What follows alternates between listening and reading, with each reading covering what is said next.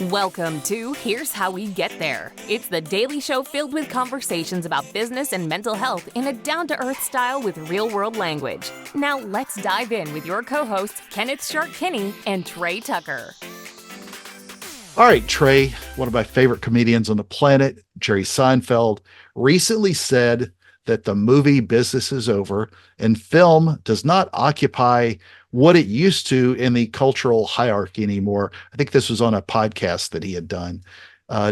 Disorientation has replaced it. What are your thoughts on movies as of today? As much as I hate to admit it, I think, unfortunately, he's right. And part of it is the idea of streaming being so convenient and actors being willing to put themselves in these shows, these series that are on the streaming services exclusively.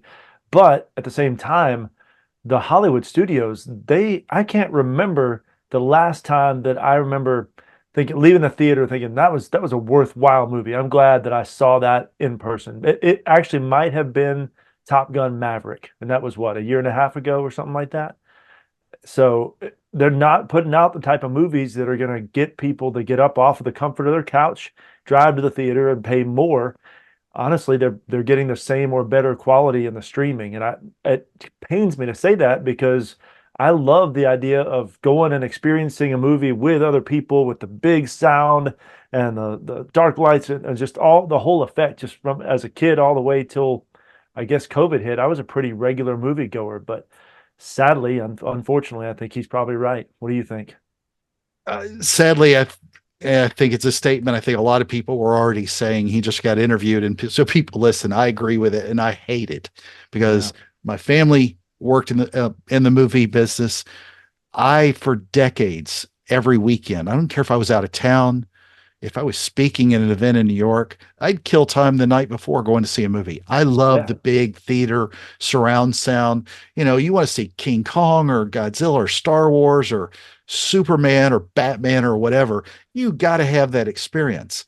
Well, guess what? Now I've got a 86-inch TV, really comfortable chairs, an amazing Bose surround sound system.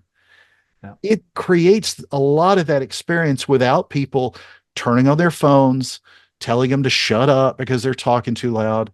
You know, if I make a hot dog, it doesn't give me hot dog water later because I actually will get something fresh as opposed to what they make. The popcorn is cooked that right then as opposed to 3 days ago and then reshipped in a bag. So, movie theaters are responsible for a lot of killing off the experience. People are as well for doing that, but technology has really advanced this to where I can replicate that a lot more. And if you see what Apple's doing with their, headset system, with their VR system, that's where I thought we were going to go 10, 20 years ago. And now we're kind of getting there. I could easily see where most of those, it doesn't matter where you're sitting down, you can recreate that kind of environment. But to the point, so we haven't had any big movies like Titanic or The Godfather or Top Gun Maverick. They're so far and few between. If you look at the one in 2023 that made the most money, Barbie, did you need to see it on a big screen? No.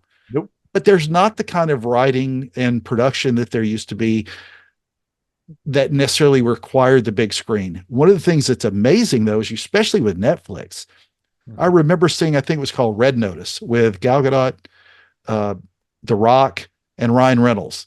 And it was this crazy spy movie, blow them up, shoot them up, everything. The whole thing was done on Netflix, streamed at home.